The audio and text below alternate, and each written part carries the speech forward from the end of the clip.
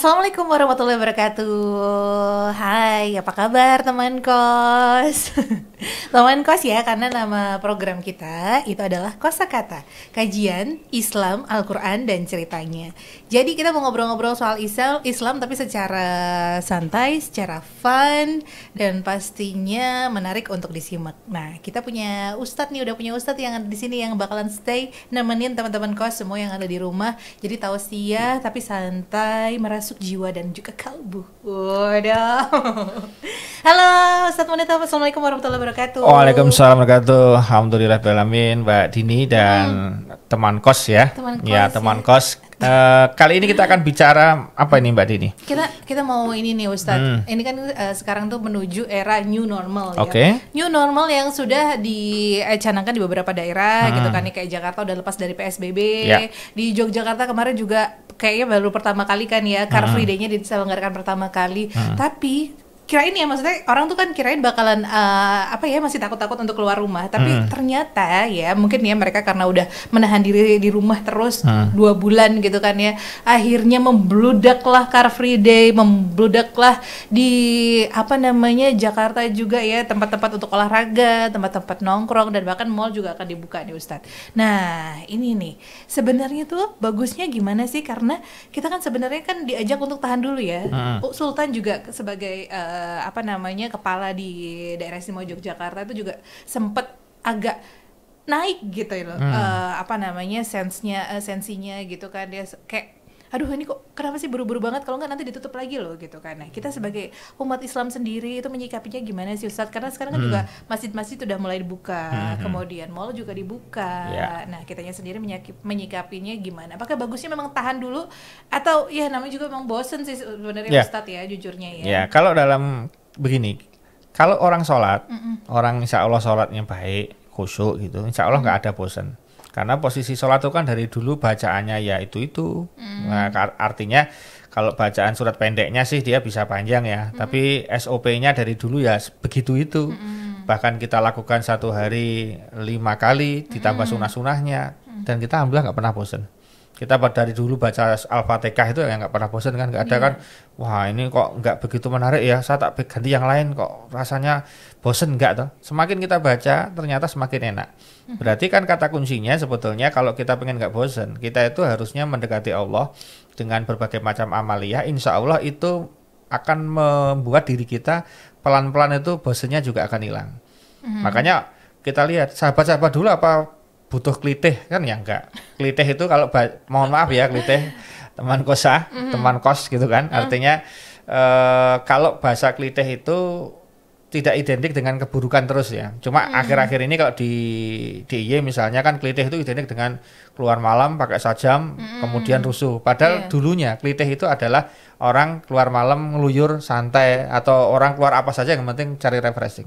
Nah sesungguhnya para sahabat itu dulu bukan orang yang tipologi ke mall ya, karena memang belum ada mall ya. Artinya begini, cari udara segar ya, bahasa lainnya kan butuh refreshing. Nah sebetulnya sholat itu sudah refreshing. Sholat itu refreshing, tahajud refreshing, duha itu refreshing. Nah kalau orang pengen ganti suasana, nah itu betul. Jadi sebetulnya kalau kita sedang jalan-jalan naik sepeda kan, kemudian kemana-mana, itu sebetulnya kan mencari.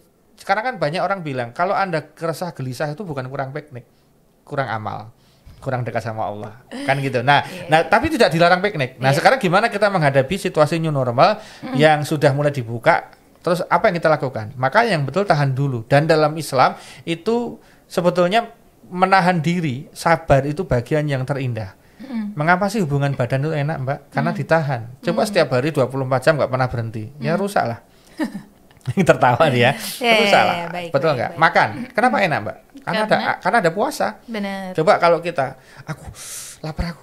Berarti kan Anda puasa nih, walaupun puasanya nggak seperti puasa Ramadan ya. Puasa itu artinya kan Anda menahan nggak makan dulu. Begitu sinyal laparnya muncul, kita makan, kita minum, nikmat, betul? Benar. Karena menahan. Terus kita dalam hal apa saja menahan itu lebih mulia sebetulnya. Sabar kan, tahan itu kata-kata kunci yang harus kita pakai di saat sekarang ini, karena kita punya uang itu menahannya untuk hal-hal yang hura-hura ya. Artinya kita kemudian mengalokasikan untuk berhemat. Itu juga bagian menahan kan. Itu juga enak sebetulnya. Jadi kangen itu kan menahan. Coba setiap rumah tangga nggak ada kangen, ya wes. Hambar tau, neng buri, ada di ngarep, maaf ya, jadi nggak ada. Kenapa rumah tangga hambar? Karena nggak ada rindu, nggak ada kangen. Kenapa nggak ada kangen? Nggak ada yang menahan. Makanya perlu sekali-kali itu minggat. Oh bukan minggat, bukan. Artinya sekali-kali kita perlu untuk kemudian memang ada kegiatan yang itu berjarak, meskipun berjaraknya nggak harus disengaja. Wah tak minggat sih ya enggak gitu kan? Artinya kita dalam hal ini adalah mencoba untuk ada dipisahkan ruang dan waktu sementara. Nah, kadang-kadang suami ada tugas dinas keluar, kadang-kadang istri ada kegiatan di luar rumah, sehingga bapak dan ibu itu merasakan di rumah itu kayak apa kalau sendiri. Kadang-kadang suami jangan dikira loh, suami itu kalau lihat istrinya belum pulang sampai malam siaran dia misalnya gitu kan, dia juga mikir nih kok nggak pulang-pulang, kenapa? Dia mikir gitu kan. Walaupun kalau sampai rumah kelihatan dia gagah, kok lama pun nggak pulang-pulang, gayanya kepada tadi ya sempat deg-degan kalau kesaut orang lain misalnya gitu kan. Sama ketika si suami si istri yang di rumah, suami kok nggak pulang-pulang, takutnya kan dia kecantol misalnya seperti itu. Nah, kembali ke tadi ya. Jadi ketika nanti pariwisata dibuka, Mbak, mall dibuka, bahkan masjid dibuka juga. Itu tetap lakukan SOP, dan yang paling penting adalah kita kalau untuk masjid oke lah, artinya menahannya dalam hal ini adalah menahan SOP-nya. Tapi kalau pergi ke tempat-tempat keramaian yang sifatnya memang susah dikendalikan, karena masjid kan mohon maaf ya, cenderung yang pakai orang sekitar. Misalnya ada orang luar itu komposisinya kan bisa ditekan, betul kan? Tapi kalau di mall misalnya, itu kan kita nggak bisa melihat dia dari mana saja. Heterogen banget ya Ustaz ya. Nah, jadi yang paling harus dilakukan adalah kita jangan terburu-buru untuk kemudian sakarepmu bebas merdeka, wes rasa wedi.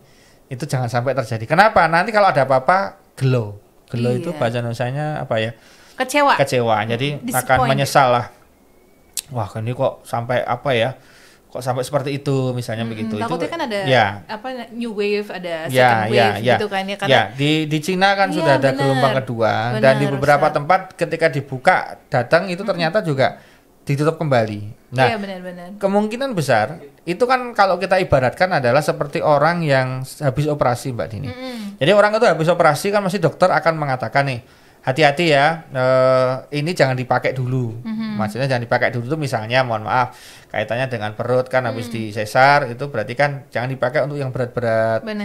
Kalau pengen ini ya ditahan dulu. Bahkan sebagian orang itu melamakan penahanannya. Misalnya dokter rekomendasinya ini nggak boleh dipakai 3 bulan. Nah dia nambahin 6 bulan. Kenapa? Dia merasa lebih safety, melipat gandakan. Nah itu harus kita lakukan di new normal sebetulnya. Kalau kemudian dibuka pun kita kesananya pelan-pelan. Toh kita ambil hikmahnya, dengan adanya situasi wabah, alhamdulillah insya Allah semuanya jadi lebih murah. Lebih irit, lebih murah enggak ya? Oke, irit ya, artinya irit, orang kemudian beberapa orang malah ngakuin wah udah nggak keluar malah enak, kadang-kadang begitu. Nah, pengeluarannya bisa ditekan.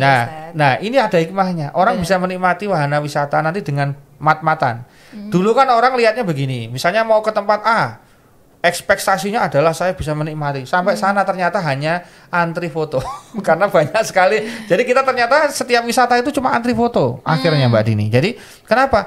Kita makan, ternyata menikmatinya susah. Nah sekarang semuanya kan diatur kan. Agar apa? Bisa punya space yang bagus. Insya Allah nanti ke Raudhah juga diatur. Ke Multajam juga diatur. Itu kalau umroh ya dan haji nanti kan. Itu kan diatur nanti. Kemudian kalau kita ke rumah makan juga diatur. Artinya nggak sampai apa? Uyuk-uyuan gitu kan. Kemudian juga wisata itu nanti juga diatur, sehingga apa, kalau kita nanti sabar insya Allah justru akan indah. Justru kalau kita kemudian uyuk-uyuan bergerombol, ini berbahaya. Hanya berbahaya itu tidak hanya kena virus tapi kena copet juga gitu kan. Hanya barang-barangnya kan juga hilang gitu. Ya, semoga bukan cuma kita yang menahan diri tapi juga teman-teman kos yang ada di rumah gitu kan ya, itu juga ikut mendengarkan, betul. Ikut menahan diri juga. Karena kadang-kadang ya kita kan mungkin kita yang menahan diri ini juga melakukan SOP-nya gitu, tindakan-tindakan kayak cuci tangan, bersih, bawa hand sanitizer dan segala macamnya. Cuman ada orang yang ignoran, orang yang cuek gitu kan ya. Kadang-kadang kalau nggak diingetin, kalau nggak ada polisi, kalau nggak ada perangkat desa gitu, nggak pakai masker, ya kan Ustaz. Mungkin juga nggak cuci tangan segitunya, gitu kan. Takutnya kan itu bisa kena yang lain juga, gitu. Jadi ya memang cara yang terbaik adalah memang masih menahan diri itu tadi ya Ustaz ya. Jadi menahan diri itu bahasanya dalam Islam namanya sabar. Ya. Yang namanya orang sabar itu dekat dengan Allah, dapat pertolongan dan hampir semua dakwah Nabi itu berhasil karena kesabaran. Karena kesabaran. Semuanya. Benar. Jadi Nabi Muhammad SAW itu ditekan, dipres luar biasa dengan yang sangat luar biasa pun sabar. Apa hasilnya? Ya sampai Islam sampai ke kita ini, alhamdulillah. Berarti kan dakwah Rasulullah yang sekian abad yang lalu, kan 1440 Hijriah ya. Berarti kan 1500 tahun yang lalu itu posisinya sampai kita pun masih bagus kan. Ini buah kesabaran. Ya, makanya kita harus menjadikan sabar ini ke Anda misalnya, tidak hanya dalam hal ini ya. Kalau sabar dalam new normal ini kan jelas artinya Anda bermasker itu sabar, Mbak. Karena banyak orang itu ternyata nggak nyaman dan kemudian pada jelas loh aturannya. Kalau Anda nggak nyaman berarti ke tempat itu jangan lama-lama. Tapi ada bagusnya kok. Nongkrong jangan lama. Kenapa? Kalau lama kamu sampai malam kamu nggak tahajud kan gitu. Jadi nongkrong sekarang boleh tapi seperlunya. Akhirnya orang menyesuaikan diri kan. Nanti bisa jadi kafe itu buka lebih pagi, Mbak. Karena apa? Kalau kemalaman nanti mungkin dia malah subuhan di kafe. Mungkin mereka akan muncul nanti gerakan subuh di kafe. Jadi kafenya buka sejak subuh misalnya. Nggak apa-apa. Jadi karena nanti jam habis isak dia tutup. Misalnya begitu kan. Jadi nanti juga akan ada penyesuaian. Jadi ingat, di balik wabah pasti ada hikmah. Kita belum tahu 100% ya, baru beberapa persen. Tadi lebih ngirit kan, kemudian lebih ketemu sama keluarga, memantau anak-anak, memantau istri, sehingga ketahuan kalau ada yang selingkuh juga kan. Dari lockdown ini kan ketahuan suaminya ternyata lihat jam terus, lihat HP, bingung dikira sama istrinya dia ada masalah perusahaan, ternyata yang satu telepon siapa akhirnya ngaku ternyata itu simpanannya. Nah ketahuan kan. Jadi dengan lockdown ini sebetulnya banyak hal yang kemudian tahu kehidupan sehari-hari yang nyata itu malah real. Jadi sabar. Ada lagi Ustaz. Gimana? Kalau buat yang punya anak itu kerasa banget adalah anak-anaknya jadi jarang sakit. Biasanya kan kalau sama sakit kan pingpongan tuh, cuman kalau teman sekelas itu biasanya satu sakit satu keluar semua. Tapi 2 bulan ini pasti jarang yang kena flu ya kan, karena sering di rumah aja makanan. Ternyata kedekatan dengan orang tua itu menjadi kata kunci anak imunitasnya juga naik. Iya benar. Berarti itu rasa itu penting ya.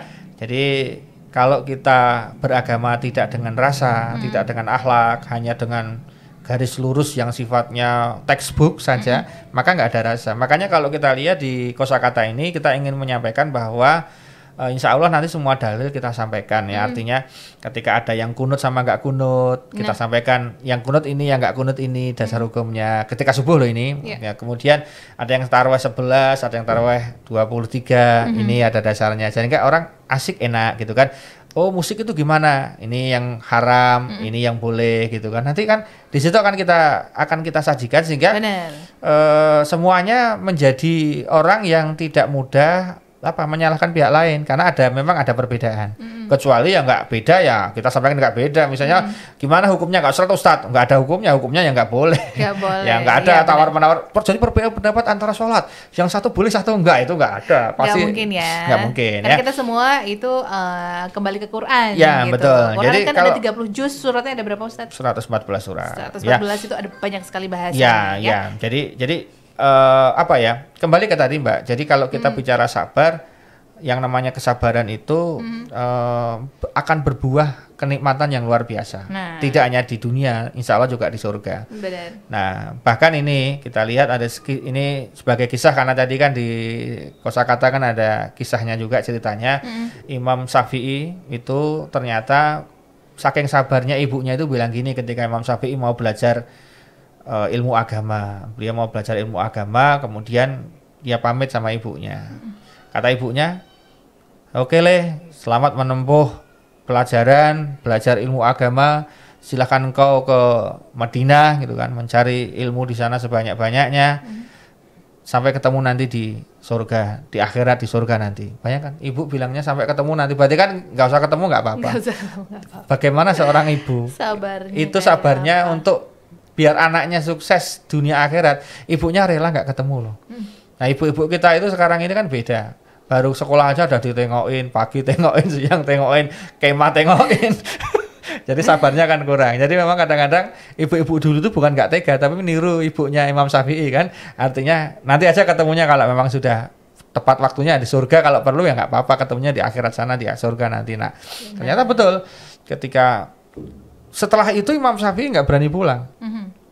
Sampai akhirnya Bayangkan ilmunya dari gurunya habis. Dia bilang sama Imam Syafi'i, ilmuku udah habis, kamu cari yang lain. Jadi seorang guru sampai kehabisan ilmu, sampai si anak ini suruh cari ilmu ya. Kemudian dia ke Irak gitu kan, di Baghdad gitu kan, sampai Irak ternyata menjadi ulama sangat besar sekali. Dan kemudian beliau ini nggak berani pulang karena belum ada SMS, belum ada WA, dan kata ibunya nggak usah ketemu aja di akhirat kan, nggak berani pulang. Nah tapi Allah memberikan hikmah yang luar biasa. Kemudian ada beberapa orang setiap haji gitu kan bercerita tentang keilmuan seorang ulama besar namanya Imam Syafi'i gitu kan. Sampailah kemudian cerita itu pada ibunya, dan ibunya mengatakan itu anakku. Oh iya toh, wah gitu kan, iya itu anakku gitu kan. Terus bilang sampaikan pada anakku kalau dia mau pulang boleh pulang. Jadi ibunya merevisi karena sudah tahu cerita dari banyak masyarakat yang itu A1 betul-betul kalau sudah sampai ke beliau itu betul-betul semua hampir seluruh jazirah itu tahu. Udah boleh pulang. Nah, ketika tahu Imam Syafi'i mau pulang, orang-orang di sana itu kemudian pada nyumbang, memberi hadiah, Mbak. Ada yang memberi dirham, dinar komplit semuanya, ada yang termasuk diberikan onta dan sebagainya, bahkan membawa banyak onta. Jadi intinya harta benda itu nek arep mudik tak sangoni kalau bahasa orang Jogjanya begitu. Dikasih luar biasa banyak onta, banyak uang gitu kan untuk dibawa pulang. Nah, begitu mau sampai di perbatasan, ada utusan santrinya Imam Syafi'i ini disuruh untuk memberi informasi dulu. Sampaikan kepada ibu, aku sudah sampai perbatasan. Nah, ini sunnah. Jadi kalau kita mau sowan orang itu ngasih info dulu. Sudah mau OTW ya dari rumah ya. Ini sudah di bandara ya. Ini sudah naik kereta ya. Tapi sesuai ya. Ya, jadi biar sesuai. Apa? Sesuai. Bukan OTW ki ojo takon wae. Kan OTW kan ada yang oke tunggu wae. Oke tunggu wae biasanya. Ada yang ojo takon wae ada. Atau kalau bahasa aslinya kan on the way. Betul-betul sudah di jalan, bukan lagi mandi ya, Mbak ya. Nah, ini yang terjadi.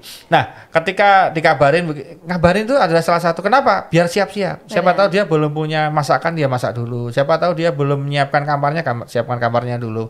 Ini penting. Nah, ketika dia tanya, saya utusan dari Al-Imam Syafi'i untuk mengabarkan kepada ibunda bahwa beliau sudah sampai perbatasan. Pertanyaan ibunya, bawa apa dia?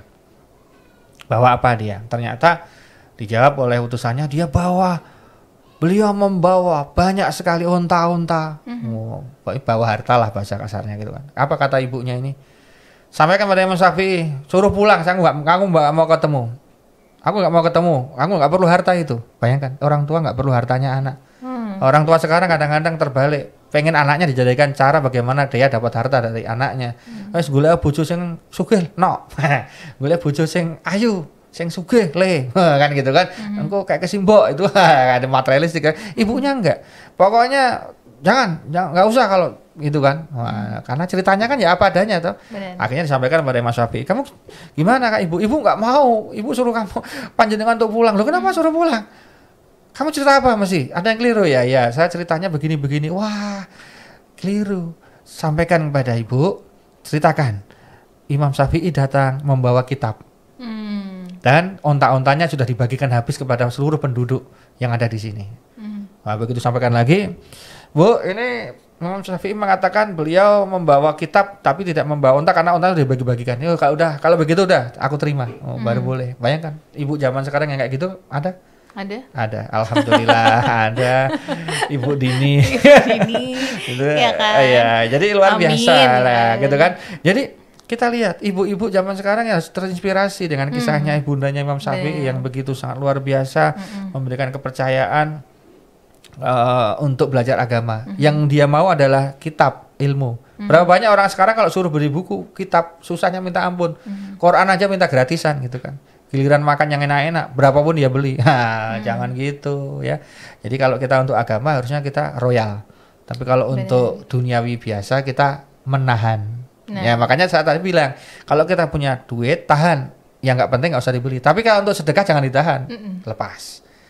Untuk umrah haji lepas.